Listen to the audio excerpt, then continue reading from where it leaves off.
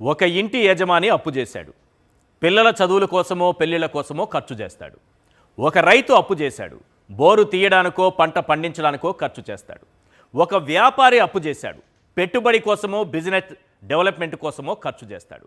మరి ఈ దేశంలో ఏ రాష్ట్ర ముఖ్యమంత్రి చేయని విధంగా చంద్రబాబు అప్పులు చేస్తున్నారు. మరి ఆ డబ్బంతా ఎటుపోతోంది? సూపర్ 6 లేదు, సంక్షేమం లేనే లేదు, అభివృద్ధి ఊసే లేదు, క్యాపిటల్ ఎక్స్పెండిచర్ జాడే లేదు. మరి ఆ డబ్బంతా ఎటుపోతోంది? ఈ 21 నెలల కాలంలో చంద్రబాబు ఎంత అప్పు చేశారని కూటమికి ఓటేసిన మొహంతో ఆశ్చర్యకరంగా ప్రశ్నించకండి. చెప్తా, క్లియర్గా చెప్తా. బడ్జెట్ అప్పులెంత, అడ్డదారిలో తీసుకొచ్చిన బడ్జెటేతర అప్పెంత, అమరావతి ముసుగులో చేసిన అప్పెంత, 21 నెలల్లో చేసిన మొత్తం అప్పెంత, నెలకు చేస్తున్న అప్పెంత, రోజుకు చేస్తున్న అప్పెంత, గంటకు చేస్తున్న అప్పెంత, నిమిషానికి చేస్తున్న అప్పెంత, అన్నీ క్లియర్గా వివరిస్తా. ఒకసారి స్క్రీన్ పైన చూద్దాం సార్. ఇప్పటి వరకు బడ్జెట్ అప్పు, బడ్జెట్ పరిధిలో చేసినటువంటి అప్పు అంటే మంగళవారం మనం ఆర్బీఐ దగ్గరికి వెళ్ళి క్యూలో నిలబడి తెచ్చుకున్నటువంటి అప్పు, అంతవరకే మాట్లాడతాం. అదే జగన్మోహన్ రెడ్డి గారు అధికారంలో ఉండి ఏదో ఒక వారం ఒక 500 కోట్లు అప్పు తెచ్చినా దాన్ని ఢిల్లీలో అడుక్కు తింటున్నటువంటి వైఎస్ఆర్సీపీ ప్రభుత్వం అని ఇలా రకరకాలుగా ఎల్లో మీడియాలో రాసేవాళ్ళు కదా. అలా ఢిల్లీలో తిరిగి చంద్రబాబు నాయుడు గారు తెచ్చినటువంటి బడ్జెట్ అప్పు 1,82,264 కోట్లు సార్. ఈరోజు వరకు మొన్న చేసిన మంగళవారం రోజు చేసిన 3,000 కోట్ల రూపాయల అప్పుతో కలిపితే 1,82,264 కోట్లు. మన పయ్యావుల కేశవ్ గారు ఆర్థిక శాఖ మంత్రి వారు 1,05,000 కోట్లే మొత్తం అప్పు, చాలా తక్కువ ఉంది, వీళ్ళు ఎక్కువ చెప్తున్నారు అంటున్నారు. సార్ ఒకసారి శ్వేతపత్రం రిలీజ్ చేయండి సార్, లేదా ఇప్పుడు నేను చూపిస్తాను. ఒకసారి బడ్జెటేతర అప్పు కలుపుదాం, ఆ తర్వాత అమరావతి అప్పు అది కూడా కలుపుదాం. ఒకసారి బడ్జెటేతర అప్పు ఎంత ఉందో ఒకసారి చూపించండి సార్. బడ్జెటేతర అప్పు అంటే లేదు, ఎల్లో మీడియా భాషలో చెప్పాలంటే దొడ్డిదారిన అడ్డదారిలో తెచ్చేటటువంటి అప్పు. మనం మాట్లాడుకోవాలంటే మన భాషలో మనం చెప్పుకోవాలంటే బడ్జెటేతర అప్పు వివిధ కార్పొరేషన్లకు ప్రభుత్వ గ్యారెంటీతో తీసుకుంటున్నటువంటి అప్పు. కార్పొరేషన్లు అప్పు చేస్తాయి, ప్రభుత్వం గ్యారెంటీగా ఉంటుంది. ఇది బడ్జెట్ అప్పు పరిధిలోకి రాకుండా బడ్జెటేతర అప్పు పరిధిలోకి వస్తుంది. ఆ అప్పే 1,03,670 కోట్లు ఉంది. ఏది మనం డైరెక్ట్గా చేసిన అప్పులు కాకుండా అడ్డదారిలో తెచ్చిన అప్పులే. పయ్యావుల కేశవ్ గారు చెప్పిన లెక్క ఇక్కడే సరిపోతుంది. ఈ బడ్జెటేతర అప్పులో అత్యంత ప్రధానమైంది పంచభూతాల్ని కూడా తాకట్టు పెట్టి తెచ్చేశారు చంద్రబాబు నాయుడు గారు. పంచభూతాల్ని కూడా, మీరు తాగే నీరు, అలాగే గనులు, A to Z ఏ దొరికితే అవన్నీ తాకట్టు పెట్టేశారు. ఏమేమి తాకట్టు పెట్టి తెచ్చారనేది కొన్ని ఎగ్జాంపుల్ చెప్తాను ఈ బడ్జెటేతర అప్పుకు సంబంధించి. ఒకసారి కొన్ని చూపించండి సార్, ఇంపార్టెంట్ పాయింట్స్. బడ్జెటేతర అప్పులు ఏమేమి ఉన్నాయి? మార్క్ ఫెడ్ ద్వారా 19,900 కోట్లు sir. Next, AP Jal Jeevan mission, మీరు తాగే నీళ్లు తాకట్టు పెట్టి 10,000 కోట్ల రూపాయలు అప్పు తీసుకున్నారు సార్. నెక్స్ట్, ఏపీ ఎండిసి గనుల్ని తాకట్టు పెట్టి 9,000 కోట్లు అప్పు తెచ్చారు సార్. 1,92,000 కోట్ల రూపాయలు విలువైన గనుల్ని తాకట్టు పెట్టి 9,000 కోట్ల రూపాయల అప్పు తెచ్చినటువంటి గనుల్ని తాకట్టు పెట్టి తెచ్చారు. ఏపీఐఏసి 8,500 కోట్లు. నెక్స్ట్, పౌర సరఫరాల సంస్థ 7,000 కోట్లు. ఏపీ పవర్ ఫినాన్స్ కార్పొరేషన్ 6,710 కోట్లు. నెక్స్ట్, ఏపీ బీవరేజెస్ కార్పొరేషన్ బాండ్లు 5,750 కోట్లు.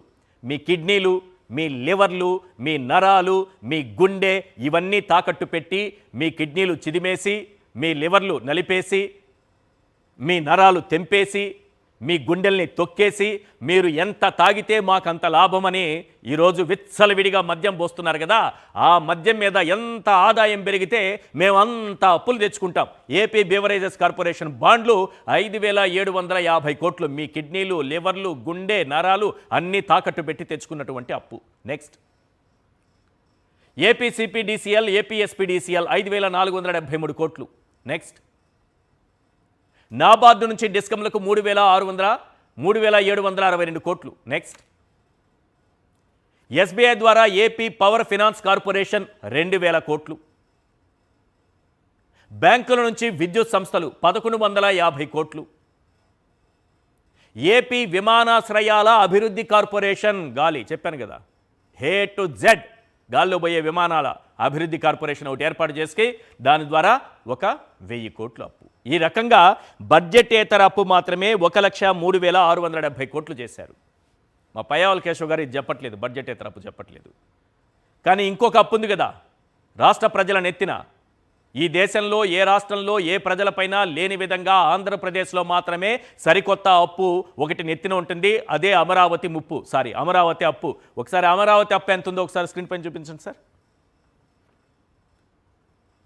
రైట్, అమరావతి అప్పు మొత్తం 47,387 కోట్లు అయింది సార్ ఇప్పటికి.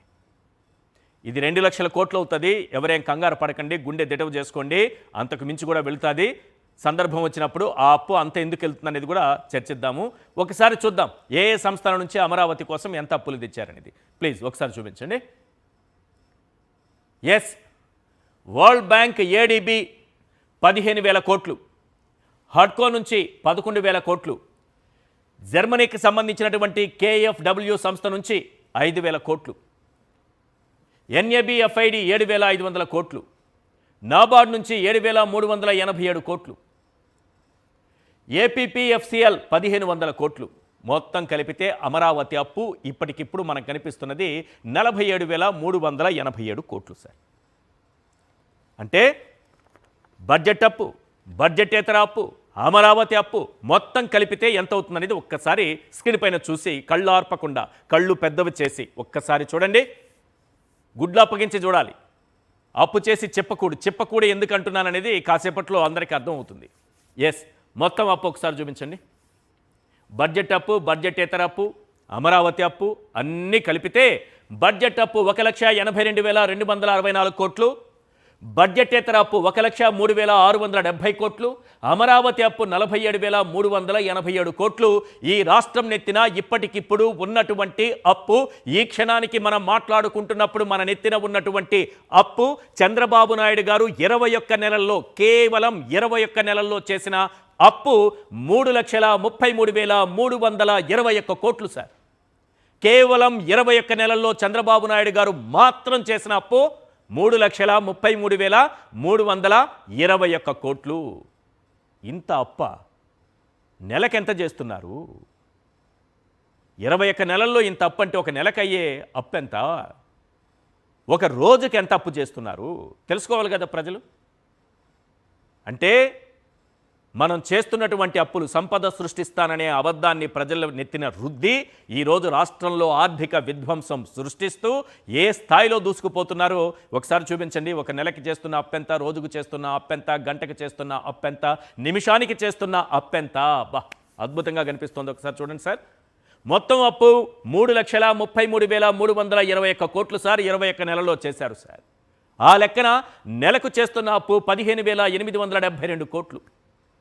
రోజుకు చేస్తున్న అప్పు, ఒక్క రోజుకు 24 గంటల్లో చేస్తున్నటువంటి అప్పు చంద్రబాబు నాయుడు గారు ముఖ్యమంత్రిగా ప్రమాణ స్వీకారం చేసిన రోజు నుంచి ఇవాల్టి వరకు ప్రతిరోజు 529 కోట్ల రూపాయలు అప్పు చేయనిదే ఆ రోజు గడవదు. ఆ లెక్కన గంటకు చేస్తున్న అప్పు ఎంతో తెలుసా సార్? 22 కోట్ల రూపాయలు అప్పు చేస్తున్నారు. గంటకు 22 కోట్ల రూపాయలు అప్పు చేస్తే కానీ ఆ గంట గడవదు. అంటే మనం 7 to 8 ప్రతిరోజు నిర్వహించే బిగ్ క్వశ్చన్ గంట పాటు నడుస్తుంది. ఈ గంటలో 22 కోట్ల రూపాయలు అప్పు చేసేస్తారు చంద్రబాబు నాయుడు గారు. ఈ మొత్తం గ్రాఫిక్ ప్లేట్ చెప్పడానికి నాకు నిమిషం టైం పట్టింది సార్. ఈ నిమిషానికి చంద్రబాబు నాయుడు గారు చేస్తున్న అప్పు 36 లక్షలు. నెలకు 15,872 కోట్లు, రోజుకు 529 కోట్లు, గంటకు 22 కోట్లు, నిమిషానికి చేస్తున్న అప్పు 36 లక్షలు. నిమిషానికి 36 లక్షల రూపాయలు అప్పు చేయకపోతే గానీ పూట గడవని పరిస్థితుల్లో ఈ రాష్ట్ర ప్రభుత్వం ఎందుకుంది? అసలు ఈ డబ్బంతా ఎందుకు పోతోంది? అప్పులు తెస్తున్నాం, మరి చిప్పకూడైనా మిగులుతోందా? అప్పు చేసి పప్పు కూడని ఆ రోజు పెద్దలు చెప్పారు. అప్పు చేసి తప్పు కూడా అన్నది కూడా మనం విన్నాం. కానీ అప్పు చేసి చిప్పకూడు కూడా మిగలటం లేదు. ఏమైపోతోంది? కానీ డబ్బులు మాత్రం బాగా దొరుకుతాయి సార్. చంద్రబాబు నాయుడు గారు, ఆయన పుత్రరత్నం గారు తిరగడానికి, ప్రత్యేక విమానాలు, హెలికాప్టర్ల కోసం గంటకు లక్షల్లో ఖర్చు పెట్టడానికి, ఖజానాలో బాగా డబ్బులుంటాయి, మన జోబుల్లో డబ్బులుంటాయి, అప్పులు తెచ్చుకుంటాం, సూపర్గా దొరుకుతాయి. ప్రభుత్వం తరపున వాదించేందుకు పెట్టుకున్న ప్రత్యేక న్యాయవాదులకు కోట్లలో చెల్లించడానికి ఖజానాలో డబ్బులు నిండుగా ఉంటాయి సార్. ఎమ్మెల్యేల ఆటపాటలు, విందులు, వినోదాలకు ఖజానాలో కావలసినంత డబ్బులుంటాయి sir. Yoga day, vision document విడుదల లాంటి ఈవెంట్లు, ప్రచారాలకు ఖజానాలో నిండుగా డబ్బులుంటాయి సార్. కానీ ప్రభుత్వ బడుల్లో పిల్లలకు నాణ్యమైన భోజనం పెట్టడానికి మాత్రం డబ్బులు ఉండవు సార్. చాలా పేదరికంలో మన రాష్ట్రం మగ్గిపోతూ ఉంటుంది. 3,32,321 కోట్ల రూపాయలు అప్పు చేసినా మన పిల్లలకి, పేద పిల్లలు స్కూలుకు వచ్చేటటువంటి పిల్లలకి మధ్యాహ్న భోజనం, నాణ్యమైన భోజనం, మంచి భోజనం పెట్టలేని దౌర్భాగ్యపు పరిస్థితుల్లో మన రాష్ట్రం పడిపోయింది. మన విద్యాశాఖ మంత్రి గారు నారా లోకేష్ గారు మంచి ఎడ్యుకేటెడ్, బాగా చదువుకున్నారు, డిసిప్లైన్గా పెరిగారు. అలాంటి వ్యక్తి విద్యాశాఖ మంత్రిగా ఉన్నారు. అలాంటప్పుడు మనం ఎంత గొప్పగా ఊహించుకుంటాం మన విద్యాశాఖని, మన పిల్లల భవిష్యత్తుని. మన విద్యాశాఖ మంత్రి గారేమో వరల్డ్ కప్ ఈవెంట్లలో ఎంజాయ్ చేస్తుంటే ప్రభుత్వ బడుల్లో పిల్లలు సరైన భోజనం లేక ఏ విధంగా అల్లాడిపోతున్నారో ఒక్కసారి స్క్రీన్ పైన చూడండి. 3,32,321 కోట్లు అప్పు చేసిన రాష్ట్ర ప్రభుత్వం ఏ రకంగా పిల్లల జీవితాలతో, వాళ్ళ భవిష్యత్తుతో, వాళ్ళ ఆకలితో ఆడుకుంటోందో. పిల్లలండి, చిన్న పిల్లలు, స్కూలుకు వచ్చే పిల్లలకి అన్నం పెట్టలేని మీరు ఈ అప్పులన్నీ ఏం చేస్తున్నారు? ఒకసారి ఆ గోడు కూడా, వాళ్ళ బాధ కూడా వినిపించండి ఆ పిల్లలది.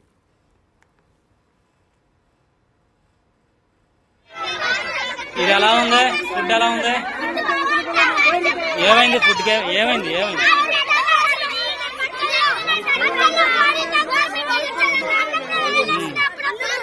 రాళ్ళు వస్తున్నాయా? మీకు ఎవరైనా చెప్తున్నారా చెప్పమని?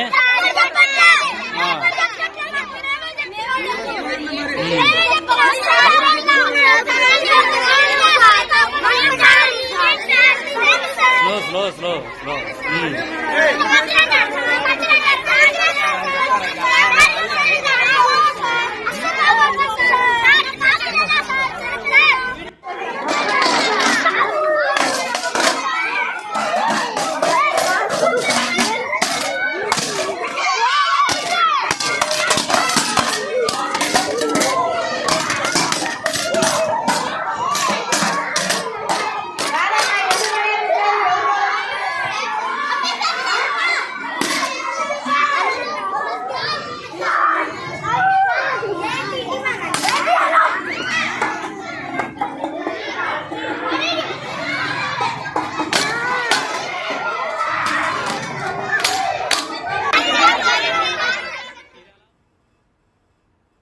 విదేశాల్లో ఉన్నత విద్య చదువుకున్నటువంటి నారా లోకేష్ గారు మన ప్రభుత్వ బడుల్లో పిల్లల దుస్థితి ఇది సార్.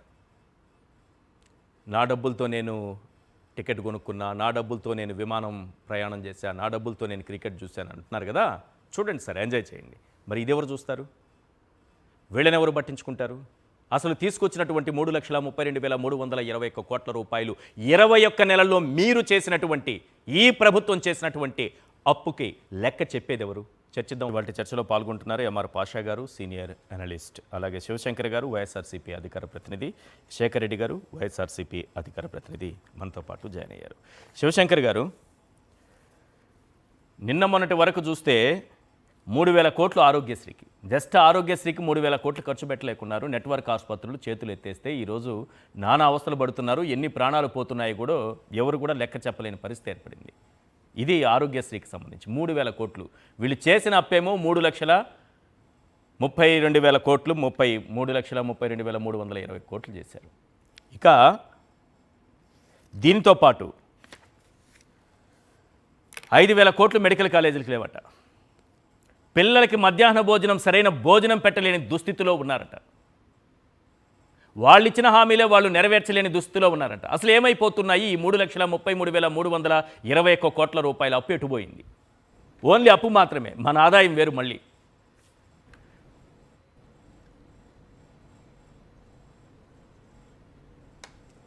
నమస్తే సార్ ఈశ్వర్ గారు, మీకు అదేవిధంగా ప్యానెల్లో నేటి పెద్దలకి, సాక్షి వీక్షకులకి. మీరు ఇందాక కళ్ళకు కట్టినట్టు ఆంధ్రప్రదేశ్ రాష్ట్ర కూటమి ప్రభుత్వము ఆర్థిక విధ్వంసం ఎలా చేస్తూ ఉంది, నిమిషానికి, సెకండుకు, గంటకు ఏ విధంగా అప్పులు అనేటువంటిది పెరిగిపోతా ఉన్నాయి. అందుకు ఉదాహరణ జస్ట్ మీరు లైవ్ స్టార్ట్ చేసి నాకు తెలిసి ఒక 15 నిమిషాలు అవుతుంది. ఈ 15 నిమిషాల్లోనే దగ్గర 15 × 36 అంటే కనుక దాదాపు ఒక 7-8 కోట్ల రూపాయల అప్పు ఈ రాష్ట్ర ప్రభుత్వం ప్రజల మీద ఏర్పడతా ఉంది. అంటే ఈ రాష్ట్రం అసలు ఏం చేసింది? ఈ అప్పులు మనం ఏం చేశాము?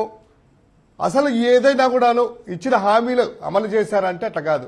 ఒక్కసారి గ్లాన్స్ గా మీరు చెప్పినట్టు అప్పులు తీసుకున్నట్లయితే సార్, నాన్ బారోయింగ్ అంటే రాష్ట్ర బడ్జెట్ అప్పులు, బడ్జెటేతర అప్పులు ఇవన్నీ కలిపి అమరావతి అప్పులు 3,33,321 కోట్లు 10 నిమిషాల కిందట. మీరంటే 10 నిమిషాలు కలుపుకుంటే కనుక 325 కోట్లు అవుతుందేమో. ఇది ఏదో కౌంటింగ్ రోజు నెంబర్ పెరుగుతా ఉన్నట్టు, ఒక లాటరీ నెంబర్ పెరుగుతా ఉన్నట్టు ఓని పెరుగుతా ఆర్థిక విధ్వంసం అలా ఉంది. మన డిబేట్ క్లోజ్ చేసే టైంకి ఇంకొక 22 కోట్లు అదనంగా కలుపుకోవాలి మనం, అంతే కదా? గంటకి 22 కోట్లు అప్పు చేస్తున్నారంటే కలుపుకోవాలి.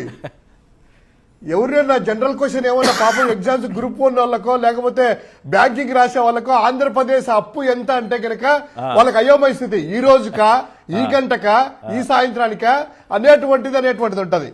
ఇక సార్ ఒక్కసారి చూసుకున్నట్లయితే ఇది ఆర్థిక విధ్వంసం అని పదే ఎందుకు చెప్తున్నానంటే, వైఎస్ఆర్ కాంగ్రెస్ పార్టీ హయాంలో 2019-24 మధ్యలో 5 సంవత్సరాలు మనందరం కళ్ళెదుటనే చూసాము.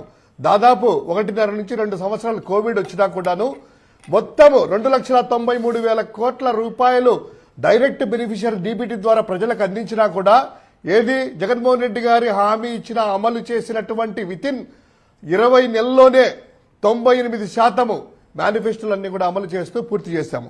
అయినా కూడాను మా హయాంలో, మా జగన్మోహన్ రెడ్డి గారి హయాంలో ఆర్థిక క్రమశిక్షణ పాటిస్తూ 3,31,000 కోట్ల రూపాయలు మాత్రం అప్పులు చేశాము. 3,31,000 కోట్ల రూపాయలు యాజ్ పర్ గణాంకాల ప్రకారము, కాగు లెక్కల ప్రకారము, కేంద్ర ప్రభుత్వం నిర్మలా సీతారామన్ గారు చెప్పిన లెక్కల ప్రకారము ఇది చేసింది. కానీ ఈ హయాంలో ఎంత చేశారంటే కనుక 3,33,321 21 నెలల్లోనే అధిగమించేశారుగా. 100% దాటించి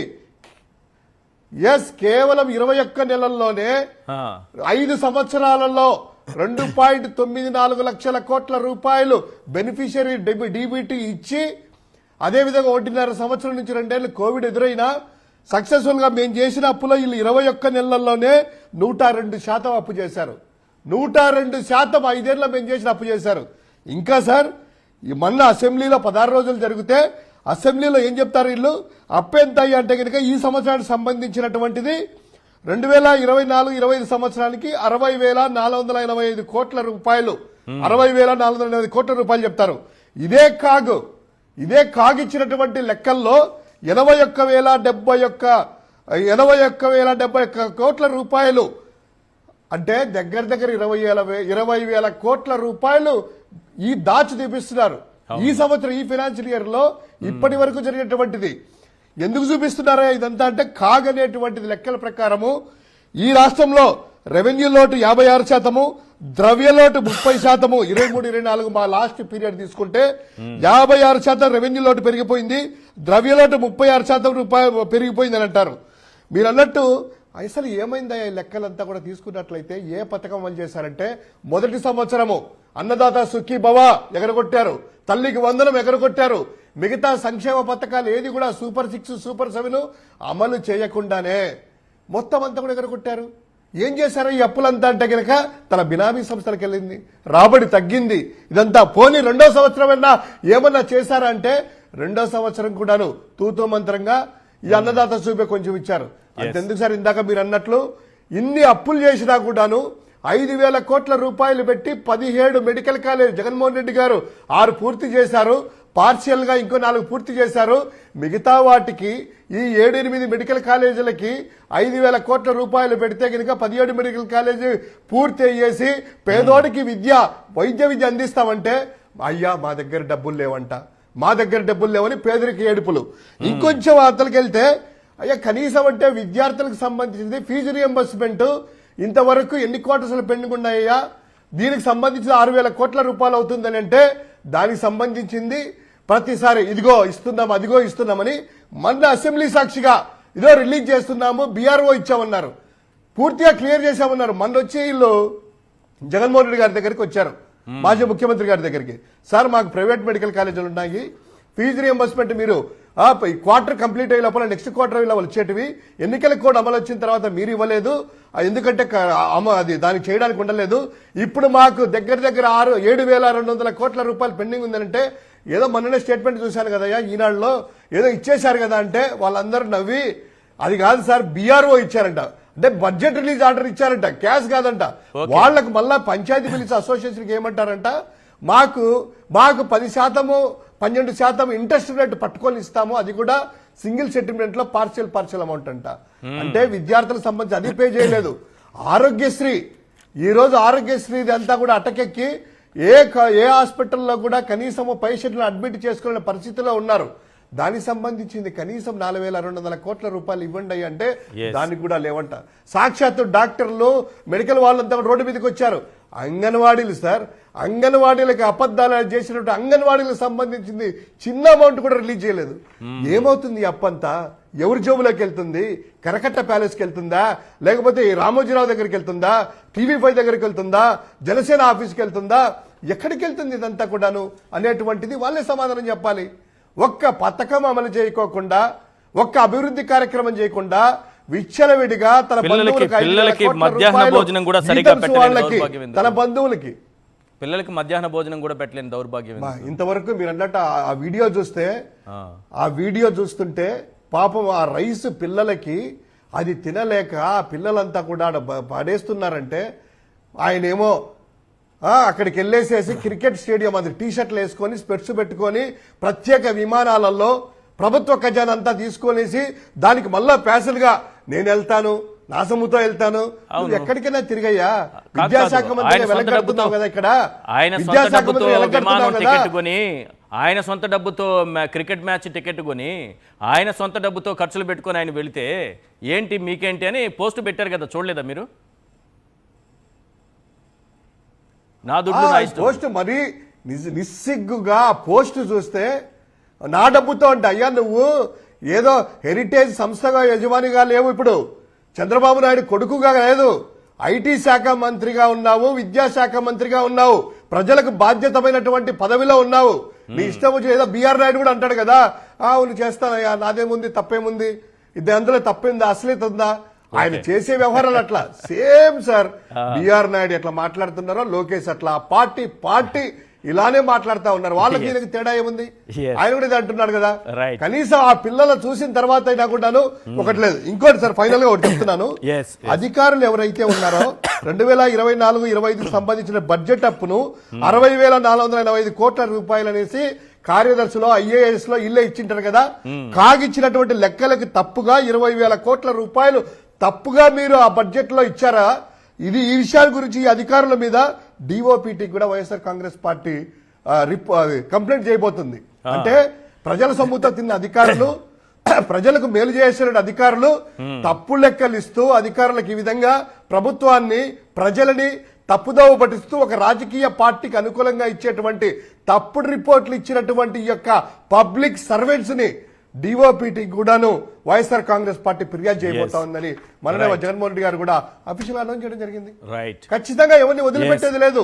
ఈ రోజు తాత్కాలికంగా మీరు చేస్తారేమో, కానీ ఇది ప్రజల భవిష్యత్తు, రాష్ట్ర భవిష్యత్తు. అప్పుల్లో ఏదైనా కూడాను తేడాలున్నా, ఒక ప్రజల సంక్షేమంలో తేడా ఉన్నా వదిలిపెట్టేదే లేదు. Right sir, right. పాషా గారు, ఈరోజు వైఎస్ఆర్సీపీ 16వ ఆవిర్భావ దినోత్సవం జరుపుకుంటున్న సమయంలో ఈ రాష్ట్రంలో ఆర్థిక విధ్వంసం గురించి మనం చర్చించుకుంటున్నాం. నాకు పాయింట్ ఏంటంటే, వైఎస్ఆర్సీపీ అన్నది ఈ రాష్ట్రానికి ఎంత అవసరం? అందరికీ నమస్కారం అండి. ముందుగా 2 తెలుగు రాష్ట్రాల్లో ఉన్నటువంటి ప్రజలకి, వైఎస్ఆర్ కాంగ్రెస్ పార్టీ నాయకులకి, జగన్మోహన్ రెడ్డి గారికి, మీకు ఈశ్వర్ గారు, ప్యానెల్లో ఉన్నటువంటి మిత్రులకి, ప్రేక్షకులందరికీ కూడా వైఎస్ఆర్ కాంగ్రెస్ పార్టీ ఆవిర్భావ దినోత్సవ శుభాకాంక్షలండి. ఎందుకు నేను ఇంత పర్టికులర్గా అందరికీ చెప్తున్నాను అంటే, వైఎస్ఆర్ కాంగ్రెస్ పార్టీ అన్నది ఈ రాష్ట్రంలో పేద బడుగు వర్గాల ప్రజల కోసం పుట్టినటువంటి పార్టీ, రాష్ట్రం కోసం పుట్టినటువంటి పార్టీ. 4వసారి ముఖ్యమంత్రి అయినటువంటి చంద్రబాబు నాయుడు గారు, ఇంతకుముందు 3 సార్లు ముఖ్యమంత్రి అయినటువంటి చంద్రబాబు నాయుడు గారు ఇప్పుడు 4వసారి ముఖ్యమంత్రి. మొన్న ఒక వింత మాట ఒకటి మాట్లాడారు, నాకు చాలా ఆశ్చర్యం వేసింది. ఒక్కొక్క వ్యక్తికి 50 లీటర్ల మంచినీళ్ళు అందజేస్తాము ఒక్కొక్క రోజుకి అన్నాడు. 4వసారి ముఖ్యమంత్రి అయినటువంటి వ్యక్తి తన రాష్ట్ర ప్రజలకి 50 లీటర్ల నీళ్లు ఇప్పుడు ఇవ్వాలి అని చెప్పేసి సోయి పుట్టుకొచ్చింది అంటే రాష్ట్ర పరిస్థితులు ఎంత దారుణంగా ఉన్నాయో మనం అర్థం చేసుకోవాలి. వైసీపీ అన్నటువంటి పార్టీ పుట్టుక ఎంత అనివార్యమో మనం అందరం ఒకసారి అర్థం చేసుకోవాలి. ఆ నాయకుడు పుట్టింది ఏదో రాజభోగాల నుంచి కాదండి. ఆ నాయకుడు పుట్టింది కష్టాల్లో నుంచి. రాజశేఖర రెడ్డి గారి కొడుకు అనగానే జగన్మోహన్ రెడ్డి గారికి బార్న్ విత్ గోల్డెన్ స్పూన్ అనుకుంటారు. కాదండి, ఆయన పడ్డటువంటి కష్టం మనందరం చూసినాం. రోజు టీవీ ఆన్ చేసి చూస్తే భయం వేసేది. ఎప్పుడు ఏ వార్త వింటామో, ఏం జరుగుతుందో. దాదాపుగా 4 సంవత్సరాలు పాటు సాగినటువంటి కష్టాలు బాధలు చూసి ప్రతిరోజు మనసులో ఒక విషయం అయితే అర్థమైంది సార్. ఏంటంటే ఈ నాయకుడు ఈ రాష్ట్రాన్ని కాదు దేశాన్నే మార్చేస్తాడు అని చెప్పేసి. ఎందుకంటే గోల్డ్ అన్నది ఎంత కాగితే అంత కలర్ వస్తుంది సార్. అంతలా మండిపోయాడు, అంతలా కాగిపోయాడు. కాబట్టి ఈరోజు కేవలం ప్రజల కోసమే బతుకుతున్నాడు. ఆయన కుటుంబం మీద ఆశ లేదు, ఫ్యామిలీ అంటే కోరిక లేదు, ఆయనకి ఆస్తుల మీద ఏం ఆశలు కోరికలు లేదు. ఆయనకి ఉన్నటువంటి కోరిక ఏంటంటే రాష్ట్ర ప్రజలు. నా రాష్ట్ర ప్రజలకు ఉన్నటువంటి కష్టం ఏంటి? పేదరికమా, అన్నమా? ఇవన్నీ పక్కన పెట్టి విద్యా వైద్యం అని చెప్పేసి ఒక పెద్ద బాధ్యతను ఎత్తుకున్నటువంటి నాయకుడు జగన్మోహన్ రెడ్డి. ఆ బాధ్యతల నుంచి పుట్టుకొచ్చినవే ఈ ప్రజలకి 5 సంవత్సరాలు ఆయన చేసినటువంటి మంచి. 5 సంవత్సరాలు జగన్మోహన్ రెడ్డి రాష్ట్రాన్ని పాలించాడు అని ఈరోజు పెద్దగా గొప్పలు చెప్తున్నటువంటి నాయకులకి, మహానుభావులకి చెప్తున్నాను. దేవుడు జగన్మోహన్ రెడ్డి గారిని 2019లో ముఖ్యమంత్రిని చేశాడు. ఎందుకంటే 2020లో కరోనా వస్తుంది కాబట్టి. ఒకవేళ 2020లో వేరే ఎవడైనా ముఖ్యమంత్రి అయి ఉంటే నా రాష్ట్ర పరిస్థితి ఎలాగా ఉండేదో అని ఈరోజు ఆలోచించడానికి నిజంగా గుబురు పుడుతుంది, భయం వేస్తుంది. ఆ రోజు జగన్మోహన్ రెడ్డి అనేటటువంటి ఒక నిస్వార్థ ముఖ్యమంత్రి ఉన్నాడు కాబట్టి, ప్రజలకి మంచి చేయాలన్నటువంటి ముఖ్యమంత్రి ఉన్నాడు కాబట్టి. మీరు చంద్రబాబు నాయుడు గారి స్టేట్మెంట్ వినలేదా? నేనే గాని సీఎంగా ఉంటే కరోనా వచ్చేదా తమ్ముళ్ళు అన్నారు సార్. స్టేట్మెంట్లు నా దగ్గర రాసి ఉన్నాయి సార్, లిస్టులు ఒక 100 స్టేట్మెంట్లు ఉన్నాయి. నేను స్టేట్మెంట్లకు వెళ్ళను. ఈరోజు నేను ప్రజలకి కేవలము జగన్మోహన్ రెడ్డి అనేటటువంటి వ్యక్తి మీకేం చేశాడు, వైఎస్ఆర్ కాంగ్రెస్ పార్టీ అన్నటువంటి పార్టీ మీకేం చేసింది, ఎందుకు వైఎస్ఆర్ కాంగ్రెస్ పార్టీ అన్నది పుట్టడం అన్నది అనివార్యమైంది, ఎందుకని ఈయన ముఖ్యమంత్రి అయ్యాడు, దేవుడు ఎందుకు ఈయన ముఖ్యమంత్రి చేశాడు, నేను చెప్పాలనుకుంటున్నాను సార్. మీరు ఒక 2 నిమిషాలు టైం ఇవ్వాలి. కొంత నేను చదువుతున్నా అని చెప్పేసి ఏమనుకోకండి. జగన్మోహన్ రెడ్డి గారు చేసిన మంచి పనులు అంత ఉన్నాయి, నేను గుర్తు పెట్టుకోలేను సార్. జగన్మోహన్ రెడ్డి గారు పేదలకు చేసినటువంటి మంచి పనులు, డీబీటీ, నాన్ డీబీటీ అని 2 తీసుకుంటారు. డీబీటీ అంటే direct bank transfer, non DBT అంటే నాన్ డైరెక్ట్ ట్రాన్స్ఫర్. ఫస్ట్ డీబీటీల గురించి మాట్లాడుకుందాం సార్. 1 జగనన్న అమ్మఒడి. 4 సార్లు ముఖ్యమంత్రి అయిన చంద్రబాబు నాయుడు గారు, 4వసారి ముఖ్యమంత్రి అయిన చంద్రబాబు నాయుడు గారు కూడా రానటువంటి ఆలోచన, చంద్రబాబు నాయుడు గారిని పక్కన పడేద్దాం, భారతదేశంలో ఉన్నటువంటి ఏ ముఖ్యమంత్రికి రానటువంటి ఆలోచన ఈ అమ్మఒడి. మీ బిడ్డని మీరు స్కూల్కి పంపిస్తే మేము మీకు డబ్బులు ఇస్తాం, మీ బిడ్డని మీరు చదివించుకోవడానికి మేము మీకు డబ్బులు ఇస్తాం. ఈ ఆలోచన గొప్ప ఆలోచన. ఎందుకో తెలుసా మీకు? రాష్ట్ర బీదరికం పోవాలంటే కేవలం చదువు ఒక్కటే మార్గం అని డాక్టర్ బాబాసాహెబ్ అంబేద్కర్ గారు నమ్మారు. దాని తర్వాత నేను చూసిన నాయకుడు జగన్మోహన్ రెడ్డి, వేరే ఎవ్వరు నమ్మల. అమ్మఒడి, వసతి దీవెన, విద్యా దీవెన, ఈయన తీసుకొచ్చిన డీబీటీ చెప్తున్నాను నేను. విద్యా దీవెన, విదేశీ విద్యా దీవెన, రైతు భరోసా, 0 వడ్డీ పంట, next YSR free crop insurance, ఇది ఫార్మర్స్కి చేసినటువంటిది. నెక్స్ట్ సబ్సిడీ టు ఫార్మర్స్, మత్స్యకార భరోసా, 0 వడ్డీ, పెన్షన్ కానుక, చేయూత, ఆసరా, వైఎస్ఆర్ భీమా, వైఎస్ఆర్ కాపు నేస్తం, వైఎస్ఆర్ నేతన్న నేస్తము, జగనన్న చేదోడు, నెక్స్ట్ వైఎస్ఆర్ లా నేస్తము, లా స్టూడెంట్స్ కూడా, కొత్త లాయర్లకు కూడా లా నేస్తం అని చెప్పేసి తీసుకొచ్చిండు. వైఎస్ఆర్ వాహన మిత్ర, వైఎస్ఆర్ ఆరోగ్య ఆసరా. మీరు హాస్పిటల్లో ఉంటే ఆరోగ్యశ్రీ, ఇంటికి పోతే ఏం చేస్తారు? ఇంకా మీరు బాధపడుతున్నారు, మీకు బొక్కరిగిందో చెయ్యిరిగిందో, ఇంటికి వెళ్ళినా రెస్ట్ తీసుకోండి, ఒక 2 నెలలు 3 నెలలు నేను మిమ్మల్ని సాగుతా అన్నాడు. ఆసరాన్ని తీసుకొచ్చిండు. ఎంఎస్ఎంఈ రీస్టార్ట్లు, అగ్రిగోల్డ్, ఈవెన్ అగ్రిగోల్డ్ బాధితులకు కూడా ఒక అండగా నిలిచినటువంటి నాయకుడు. 1 time finance, special covid assistance, YSR EBC నేస్తం, వైఎస్ఆర్ ఆరోగ్యశ్రీ, వైఎస్ఆర్ కళ్యాణమస్తు, షాదీ ముబారక్ ముస్లింలకి. నెక్స్ట్ హౌసింగు, నెక్స్ట్ జగనన్న తోడు, ఇది ఇంట్రెస్ట్, ఇది డీబీటీ సార్. నాన్ డీబీటీ కూడా కొన్ని చెప్తాను సార్. సేమ్ ఇదే జగనన్న తోడు లోన్స్, ఇది నాన్ డీబీటీ. నెక్స్ట్ గోరుముద్ద, జగనన్న గోరుముద్ద, వైఎస్ఆర్ సంపూర్ణ పోషణ, జగనన్న విద్యా కానుక, హౌసింగ్ సైట్స్, వైఎస్ఆర్ కాంతి వెలుగు, నెక్స్ట్ ట్యాబులు 8వ తరగతి విద్యార్థులకి, స్టూడెంట్స్కి Byju's content, next PDS rice, next power సబ్సిడీలు. ఇవి నేను కొన్ని రాసుకొచ్చినాయి సార్, ఇంకా చాలా ఉన్నాయి. మీరు విద్యలో తీసుకున్నా, మీరు వైద్యంలో తీసుకున్నా, నేను ఇక్కడ ఆరోగ్యశ్రీ ఒకటే చెప్పిన, ఆరోగ్యశ్రీ లాంటివి చాలా ఉన్నాయి. ఎవరు సార్ విలేజ్ క్లినిక్లు అని చెప్పేసి కాన్సెప్ట్ ఎవరికైనా వచ్చింది ఆ బుర్రకి? ఎవరు సార్ ఫ్యామిలీ డాక్టర్ అనేటువంటి కాన్సెప్ట్ ఎవరికైనా వచ్చింది ఆ బుర్రకి? ఇది మొదటిసారి ముఖ్యమంత్రి అయ్యి కేవలం 5 సంవత్సరాలు పరిపాలించినటువంటి ఒక నాయకుడు చేసినటువంటి మంచి. ఈ మంచి చేయగల ధైర్యము, దమ్ము ఎవరికి ఉంటే దయచేసి నాకు ఒకసారి చెప్పండి. ఇది ఒకటి. నెక్స్ట్ వచ్చేసి నేను ఒక కొటేషన్ రాసుకొచ్చాను సార్, చెప్పండి. ఇంగ్లీష్లో ఉంది కానీ చెప్పడం అన్నది అనివార్యం. Democracy never selects the best leader, democracy always select the best liar.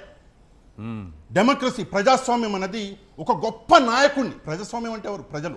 ఒక గొప్ప నాయకుడిని సెలెక్ట్ చేసుకోదు. డెమోక్రసీ అన్నది ఎప్పుడు బెస్ట్ లయర్ అంటే బెస్ట్, చాలా మంచిగా అబద్ధాలు చెప్పేవాడినే ప్రజలు నమ్ముతారు. ఎందుకంటే అబద్ధాలు తీయగా ఉంటాయి, మందు ఎప్పుడూ చేదుగానే ఉంటుంది. కరెక్ట్. ఇది ప్రజలందరూ అర్థం చేసుకోవాలి. నెక్స్ట్ ప్రజలది కూడా ఇందులో తప్పుందని నేను చెప్పను సార్. ఆశ పెట్టిండు, ఆశ పెడితే ప్రజలు ఆశ అంటే ఉంటది కదా, ఉంటుంది సార్, తప్పనిసరిగా ఉంటుంది. ఆ ప్రజలు మోసపోయారు.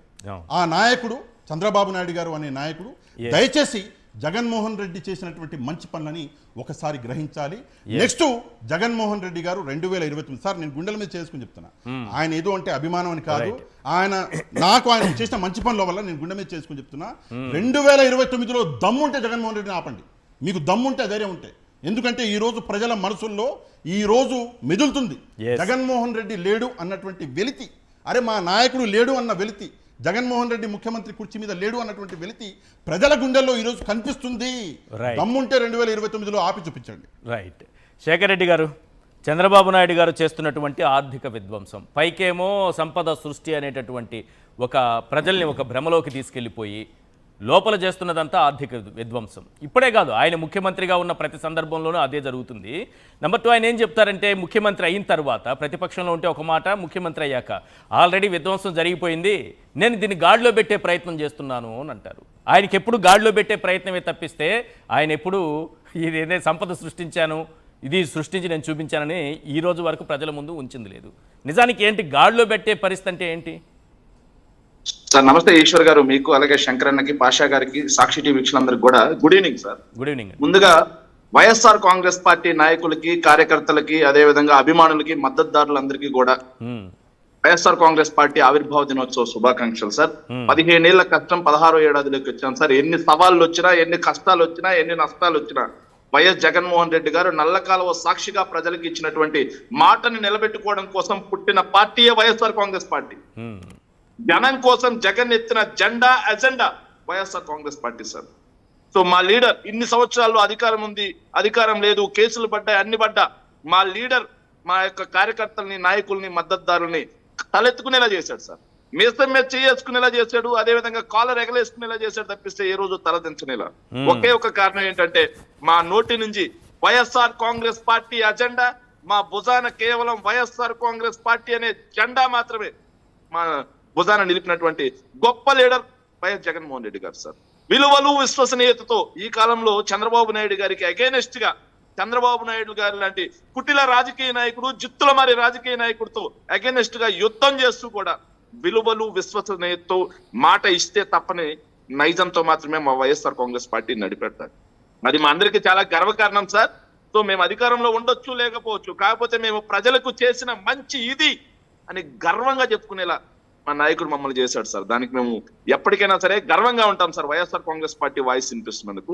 ఇక అప్పుల గురించి మాట్లాడారు సార్. చంద్రబాబు నాయుడు గారు అనే ఒక వ్యక్తి అధికారంలో ఉంటే ఆంధ్రప్రదేశ్ రాష్ట్రం, అది ఉమ్మడి రాష్ట్రమైనా, విభజిత ఆంధ్రప్రదేశ్ అయినా సరే, ఆంధ్రప్రదేశ్ ఆర్థికంగా విధ్వంసం చెందుతుంది. ఆయన ప్రతిపక్షంలో ఉన్నప్పుడు మాత్రమే రాష్ట్రం ఆర్థికంగా క్రమశిక్షణలో ఉంటుంది, గాడిలో పడుతుంది. అదే విధంగా రాష్ట్రం పారిశ్రామికంగా, ఆర్థికంగా పురోగతి పొందుతుంది సార్. దానికి సాక్ష్యాలు ఉన్నాయి సార్, సాక్ష్యం మాట్లాడాలి సార్, ప్రజలకు కూడా తెలియాలి సార్. సో చిన్నప్పటి నుంచి మనం అందరం కూడా అశోక సామ్రాట్ గురించి చరిత్రలో చదువుకున్నాం సార్, కానీ ఈ అప్పుల సామ్రాట్ నారా గారి గురించి కూడా తెలియాలి సార్. ఈ అప్పుల సామ్రాట్ చేసింది ఏంట్రా అంటే సార్, 1995లో చంద్రబాబు నాయుడు గారు అనే ఒక వ్యక్తి వాళ్ళ మామకి వెన్నుపోటు పొడిచి అధికారంలోకి వచ్చాడు సార్. 1994 వరకు కూడా ఆంధ్రప్రదేశ్ రాష్ట్రం మిగులు బడ్జెట్ సార్, ఎప్పుడు కూడా లోట్లో ఉండేది కదా సార్.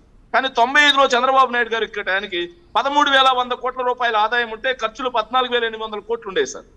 వెరసి బడ్జెట్ లోటు 1,700 కోట్లు ఉండేది. సో ఈ 1,700 కోట్లు కూడా ఎందుకు అంటే రామారావు తీసుకొచ్చినటువంటి మద్యపాన నిషేధం వల్ల 600 కోట్ల రూపాయలు, బియ్యం పథకం వల్ల 150 కోట్ల రూపాయలు రాష్ట్రానికి ఆదాయం తగ్గిపోవటం వల్ల 1,700 కోట్ల రూపాయలు మిగులు ఉండేది సార్, ఏదైతే బడ్జెట్ లోటు ఉండేది సార్. సరే చంద్రబాబు నాయుడు గారు 9 ఏళ్ళు సార్, ఆయన అపర చాణక్యుడు అని చెప్తారు కదా సార్, ఆ అపర చాణక్యుడు పాలించిన తర్వాత 9 ఏళ్ళకి సార్ ఏదైతే ఆదాయం 26,869 కోట్లకు పెరిగితే ఖర్చులు 35,575 కోట్లకు పెరిగాయి సార్. వెరసి 8,706 కోట్ల రూపాయలు బడ్జెట్ లోటు సార్. 1,700 కోట్లతో వచ్చినటువంటి బడ్జెట్ లోటు 8,700 కోట్లకి వెళ్ళిపోయింది సార్. మళ్ళీ మద్యపాన నిషేధం ఎత్తేసారు, కేజీ రూపాయి బియ్యం ఎత్తేసారు, అన్ని ఎత్తేసారు సార్. ఎత్తేసినా కానీ 8,706 కోట్ల రూపాయలు. ఇది కాదా విధ్వంసం అంటే? అది కూడా కాకుండా సార్, విధ్వంసం అంటే అది కూడా కాదు సార్. ఎంత దుర్మార్గం అంటే 1999 నుంచి 2004 మధ్యలో మొత్తంగా 1,827 రోజులు ఉంటాయి సార్. 1,827 రోజుల్లో 1,304 రోజుల పాటు ఆర్బీఐ చుట్టూ తిరిగాడు సార్ వేస్ అండ్ మీన్స్ కోసం. అదేవిధంగా 99 రోజులు ఓడికి వెళ్ళాడు సార్ అప్పట్లోనే. రాష్ట్రాన్ని ఆర్థికంగా సర్వనాశనం చేసి పెట్టేశాడు సార్. తర్వాత భగవంతుడి దయ వల్ల ఆంధ్రప్రదేశ్ రాష్ట్ర ప్రజలు చేసుకున్న పుణ్యం వల్ల వైఎస్ఆర్ గారు అధికారంలోకి వచ్చారు సార్. వైఎస్ఆర్ గారు అధికారంలోకి వచ్చి వైఎస్ఆర్ గారు 2009లో ఆయన చనిపోయే నాటికి రాష్ట్ర ఆదాయం 61,858 కోట్లకు పెరిగింది సార్. ఖర్చులు 61,854 కోట్లకు పెరిగింది సార్. 8,706 కోట్ల రూపాయల లోటు బడ్జెట్ తోటి వైఎస్ఆర్ తీసుకొని వైఎస్ఆర్ గారు చనిపోయేటానికి 1,000 కోట్ల రూపాయలు మిగులు బడ్జెట్ ఇచ్చారు సార్. ఓకే, మరి ఎవరిది సార్ విధ్వంసం? ఎవరి పాలనలో రాష్ట్రం విధ్వంసం చెందింది? సరే సరే వైఎస్ఆర్ గారు ఒక్కరోజన్నా ఓడికి వెళ్ళారంటే ఒక్కరోజు కూడా ఓడికి వెళ్ళలేదు sir, not even single day. Okay, ఇక సరే సార్ ఏదైతే వైఎస్ఆర్ గారు వచ్చేటానికి ఆరోగ్యశ్రీ వైఎస్ఆర్ గారు తెచ్చారు, ఫీజు రియంబర్స్మెంట్, ఇందిరం ఇల్లు, 108, ఉచిత విద్యుత్తు, రుణమాఫీ, మద్దతు ధర, పెన్షన్లు 200 పెంచడం, జలయజ్ఞం, 6.09 లక్షల ఎకరాల భూ పంపిణీ, 17 విశ్వవిద్యాలయాలు, ఏదైతే హైదరాబాద్ లో IIT, Basara, నూజిబీడు, ఇడుపులపాయలు triple ఐటీలు, bits Pilani, ఇలాంటివన్నీ కూడా రాజశేఖర రెడ్డి గారు తీసుకొచ్చినాయి సార్. సెన్సులతో సహా అన్ని రాజశేఖర రెడ్డి గారు సార్. ఫ్రీ సిటీ సెన్స్ ఈ రోజు రాష్ట్రానికి తలమానికి అది కూడా రాజశేఖర రెడ్డి గారు తీసుకొచ్చినారు సార్. అన్ని చేసి కూడా 1,000 కోట్ల రూపాయలు మిగులు బడ్జెట్ ఇచ్చిపోయాడు సార్. ఎవరు సార్ నిజమైన ఆర్థికవేత్త?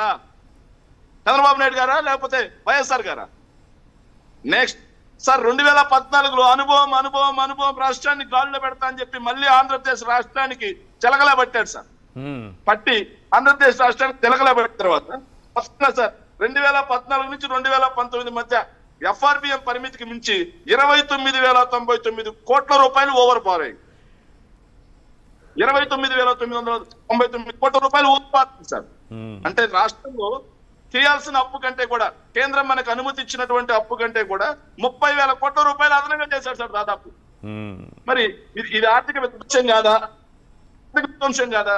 ఇది కాకుండా సార్ 3,46,000 కోట్ల రూపాయల రాష్ట్ర అప్పు ఇచ్చిపోయాడు సార్. 3,46,000 కోట్ల రూపాయలు అప్పు చేయడమే కాకుండా 60,000 కోట్లు కాంట్రాక్ట్ పెండింగ్ బిల్లులు పెట్టిపోయాడు సార్. విద్యుత్ బకాయి 20,000 కోట్ల రూపాయలు పెట్టిపోయాడు సార్. ఇలా రాష్ట్రం మొత్తాన్ని సర్వనాశనం చేసి విధ్వంసం చేసి పెట్టిపోయాడు సార్. ఎవరికి కూడా రుణమాఫీ చేసింది లేదు, డ్వాక్రా రుణమాఫీ చేసింది లేదు, ఏ ఒక్కరికి సెంటు భూమి ఇచ్చింది లేదు, ఒక ఇల్లు కట్టించింది లేదు, సంక్షేమ పథకానికి ఊసేలేదు సార్. కానీ జగన్మోహన్ రెడ్డి గారు 2019లో మళ్ళీ దేవుడి దేవాల జగన్మోహన్ రెడ్డి గారు మళ్ళీ ముఖ్యమంత్రి అవడంతో జగన్మోహన్ రెడ్డి గారు ముఖ్యమంత్రి అయ్యారు సార్. ముఖ్యమంత్రి అయిన తర్వాత సార్ 2 సంవత్సరాలు కోవిడ్ సార్. 2 సంవత్సరాలు కోవిడ్ ఉన్నా సరే 2,75,000 కోట్ల రూపాయలు డీబీడీ చేయడమే కాకుండా గ్రామ గ్రామాన సచివాలయాలు, రైతు భరోసా కేంద్రాలు, విలేజ్ క్లినిక్లు, నాడు నేడు స్కూల్స్, నాడు నేడు ఆసుపత్రులు, మెడికల్ కాలేజీలు, పోర్టులు, ఫిషింగ్ హార్బర్లు, ఫిష్ ల్యాండింగ్ సెంటర్లు, Uttanam kidney research centre, hospitals, అదేవిధంగా విజయవాడలో ఫ్లైఓవర్స్, కృష్ణానది మీద రీటైనింగ్ వాల్, 2,32,000 శాశ్వత ప్రభుత్వ ఉద్యోగాలు, 6 లక్షల కాంట్రాక్ట్ అవుట్సోర్సింగ్ ఉద్యోగాలు, 30 లక్షల మందికి ప్రభుత్వ రంగంలో ప్రైవేట్ రంగంలో ఉద్యోగాలు, 1,26,000 కోట్ల రూపాయల పెట్టుబడులు, 32,000 మందికి ఇళ్ల పట్టాలు సార్. 32 లక్షల మందికి సార్ 32 లక్షల మందికి 32 లక్షల మందికి ఇళ్ల పట్టాలు. ఇన్ని చేసి కూడా జగన్మోహన్ రెడ్డి గారు చేసిన అప్పు కేవలం 3,31,671 కోట్లు. రైట్. దాన్ని చంద్రబాబు నాయుడు గారు ప్రతిపక్షంలో ఉన్నప్పుడు ఏమని మాట్లాడారు తెలుసా సార్? చిన్నప్పుడు మీకు గుర్తుండదు సార్, ఊరు దగ్గర సోలాపూర్ దుప్పట్లు ఏల వేస్తారు సార్. సోలాపూర్ దుప్పట్ల వేలం వేసినట్టుగా 10 లక్షల కోట్లు, 11 లక్షల కోట్లు, 12 లక్షల కోట్లు, 13 లక్షల కోట్లు, 14 లక్షల కోట్లని ఎవరి నోటికి వచ్చిన మాట వాళ్ళు మాట్లాడారు. కరెక్ట్. ప్రజల మెదళ్ళలో విషం నింపారు సార్. మళ్ళీ అధికారంలోకి వచ్చారు. ఇప్పుడైనా చంద్రబాబు నాయుడు గారు ఏమైనా చేస్తారా అంటే, జగన్మోహన్ రెడ్డి గారికి కోవిడ్ టైంలో అప్పు తీసుకునే అవకాశం ఉన్నా సార్ 12,707 కోట్ల రూపాయలు తక్కువ అప్పు తీసుకున్నారు సార్. రైట్, తక్కువ అప్పు తీసుకున్నారు సార్. కానీ చంద్రబాబు నాయుడు గారు సార్ ఇప్పుడు కేవలం 22 నెలల్లో 3,33,321 కోట్ల అప్పు. రెవెన్యూ డిఫిసిట్ వచ్చేసి 60,000 కోట్లు, 60,000 ఏదైతే రెవెన్యూ డిఫిసిట్ వచ్చేసి కంప్లీట్ గా 60,285 కోట్లు. Right sir. సార్ ఇంకా దారుణం ఏంటంటే వీళ్ళు కేంద్ర ప్రభుత్వంలో ములాఖాతులో ఉన్నారు కదా సార్. కేంద్ర ప్రభుత్వంలో ములాఖాతులో ఉన్నప్పుడు డబుల్ ఇంజిన్ సర్కార్ అయినప్పుడు మోడీ రాష్ట్రానికి అన్ని చేస్తున్నారు అని చెప్పేసి భజన కొడుతున్నారు కదా సార్. మరి అలాంటప్పుడు కేంద్రం నుంచి గ్రాంట్స్ అనేవి ఎంత రావాలి? మాకన్నా ఎక్కువ తెచ్చుకోవాలి కదా సార్. మేము ములాఖాతులో లేం కదా వాళ్ళతో. అవును. మరి సార్ మరి ఏంటంటే 2023-24 ఆర్థిక సంవత్సరానికి మేము దిగిపోయే చివరి ఆర్థిక సంవత్సరానికి 34,701 కోట్ల రూపాయలు కేంద్రం నుంచి సెంట్రల్ గ్రాంట్ ఇన్ ఎయిడ్స్ తెచ్చాం సార్. కానీ వీళ్ళు మొదటి ఆర్థిక సంవత్సరంలో తెచ్చింది ఎంతో తెలుసా సార్? ఏదైతే మొదటి సంవత్సరంలో వీళ్ళు తీసుకొచ్చింది కేవలం 20,880 కోట్లు సార్. అంటే దాదాపుగా మాకన్నా 10,000 కోట్ల రూపాయలు గ్రాంట్ ఇన్ ఎయిడ్స్ తక్కువ తెచ్చారు సార్. మరి ఎందుకున్నారు? నిజంగా సార్ చంద్రబాబు నాయుడు గారి లాస్ట్ పాయింట్ ఫినిష్ చేస్తా సార్. సార్ చంద్రబాబు నాయుడు గారి 7 ఏళ్ల పాలనలో సార్, ఏది విభజిత ఆంధ్రప్రదేశ్ 7 ఏళ్ల పాలనలో సంవత్సరానికి 1,00,000 కోట్లు తరపున దాదాపుగా 7 లక్షల కోట్లు అప్పు చేసిపోయాడు సార్ రాష్ట్రానికి. ఇది కదా నిజమైన ఆర్థిక విధ్వంసం అంటే. రాష్ట్రానికి ఒకవైపు ఆదాయాలు తగ్గిపోతున్నాయి సార్, ఖర్చులు పెరిగిపోతున్నాయి, అప్పులు పెరిగిపోతా ఉన్నాయి. రాష్ట్రం అభివృద్ధి చెందడంలో దేశంలోనే కింద నుంచి 2వ ప్లేస్ లో ఉంది. మరి ఇంకేంటి? ఒకవైపు విచ్చలవిడి దోపిడి, మరోవైపు విచ్చలవిడి దుబారా. సార్ దారుణం ఏంటంటే సార్ ఎంత దారుణం, 10,000 కోట్లు ఫీజు రియంబర్స్మెంట్ బకాయిలు సార్. అంటే విద్యార్థులు ఈ రోజు సర్టిఫికెట్ల కోసం మధ్యాహ్న భోజనం పిల్లలకి కడుపు నిండా భోజనం పెట్టలేని దౌర్భాగ్య స్థితిలో మనం ఉన్నాము. శివశంకర్ గారు, ఫీజు రియంబర్స్మెంట్ బకాయిలు రోజు సర్టిఫికెట్లు కావాలంటే విద్యార్థులు వాళ్ళ తల్లుల మెడల్లో పుస్తలు తాకట్టు పెట్టుకోవాల్సిన పరిస్థితి, లేకపోతే ఆస్తులు తాకట్టు పెట్టుకోవాల్సిన పరిస్థితి. Right sir. శివశంకర్ గారు, ఆర్థిక విధ్వంసం, ఒక నిమిషం సార్. ఈ ఆర్థిక విధ్వంసం చూశాక రాష్ట్రానికి వైఎస్ఆర్సీపీ ఆవశ్యకత ఎంత ఉందంటే ఏం చెప్తారు సార్? ఖచ్చితంగా సార్ మేము అదే చెప్తున్నాం. జగన్మోహన్ రెడ్డి గారు కోవిడ్ లాంటి పరిస్థితి ఉన్నా సరే 3,21,000 కోట్ల రూపాయలు అప్పు చేసి మాత్రం శేఖర్ రెడ్డి గారు ఒక నిమిషం ఆగండి. శివశంకర్ గారు ప్లీజ్.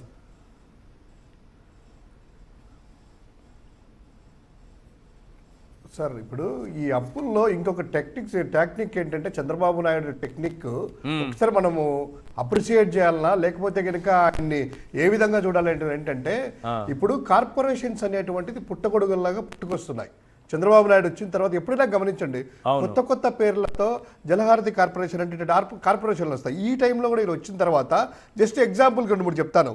సిఆర్డి అనేటువంటి కార్పొరేషన్ ఉంది కదా, దాంతోపాటు మళ్ళీ ADCL Amaravati development corporation limited అని ఒక కార్పొరేషను, దాని తోడు ఇంకోటి మళ్ళీ రీసెంట్గా AgCl Amaravati growth infrastructure corporation limited అనేసి.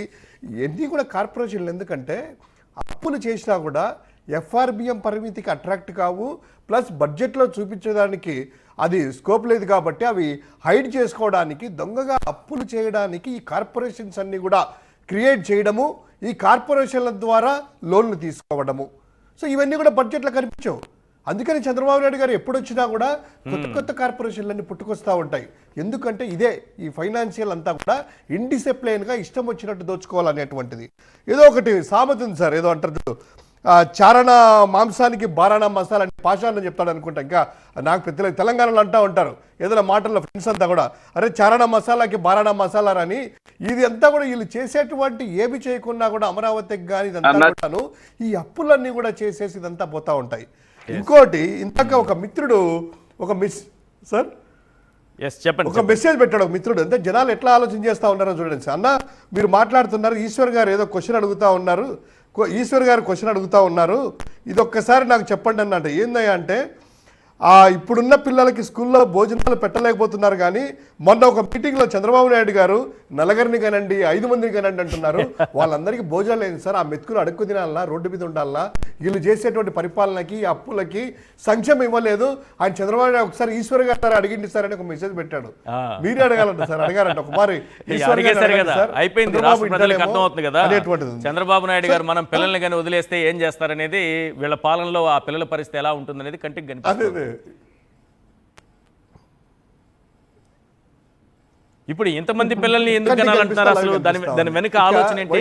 పిల్లల్ని కనండి, జనాభాని పెంచండి, మీ ఆరోగ్య డేటా అంతా నాకివ్వండి, నేను తీసుకెళ్లి బిల్ గేట్స్ చేతిలో పెడతాను, ఏంటి ఇదంతా? ఇదంతా ఒక సర్కిల్ లాగా కనిపిస్తోంది ఏదో.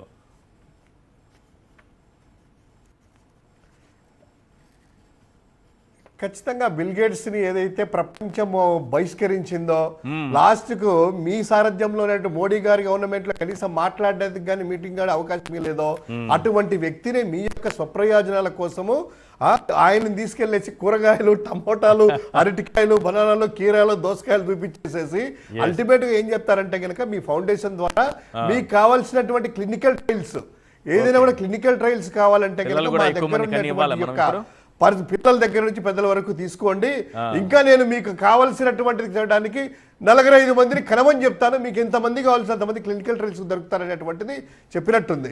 చాలా హాస్యాస్పదంగా ఉంటాయి ఆలోచనలు ఏంటో అదేంటో అంతా కూడా.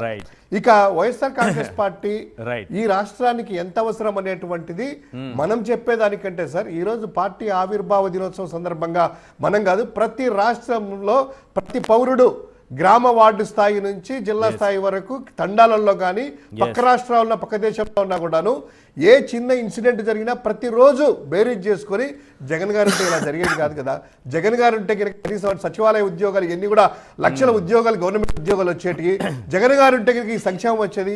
ప్రతి పండగకి సార్, సంక్రాంతి పండగ వచ్చినా ఇప్పుడు రేపు ఉగాది వస్తూ ఉంది, పండగ వచ్చిందంటే కనుక ఏదో ఒక పథకం ద్వారా పేద ప్రజలకి మధ్యతరగతి వాళ్ళకి డబ్బులు పడితే పంటల్లో రాకుండా మిగలకుండా పంట అమ్మకపోయినా ధరలతో వచ్చినా కూడా ప్రతి పండక్కి గలగల్లాడేటివి అకౌంట్లో వాళ్ళు తెలియకుండా పడేటివి, మాకు తెలియదు అకౌంట్లో పడేది డబ్బులు అనేటువంటి పరిస్థితి ఉండేది.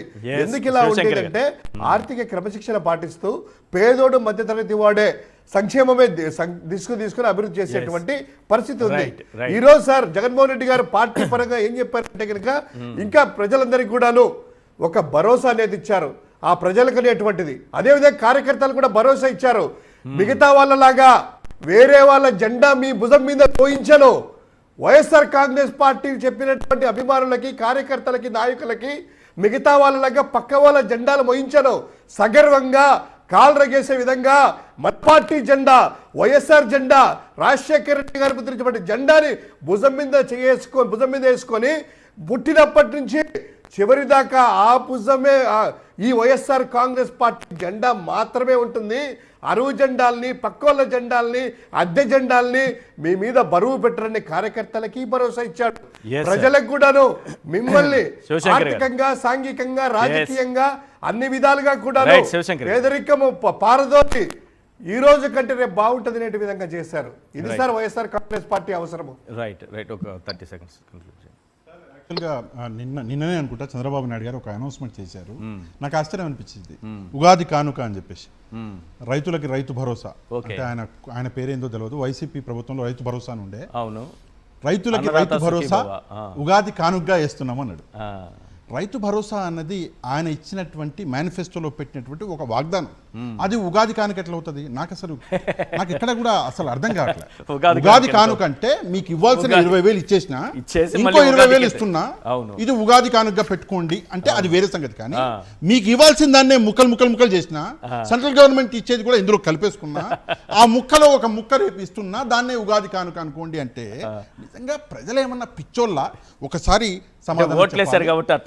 మీరు ఏమీ చేయలేరు, మీరు పిల్లలకి విద్య ఇవ్వలేరు, మీరు వైద్యం ఇవ్వలేరు, మీరు ఉద్యోగాలు ఇవ్వలేరు, మహిళలకి రక్షణ ఇవ్వలేరు, చిన్నపిల్లలకి రక్షణ ఇవ్వలేరు, మీరు ఏమీ చేయలేరు.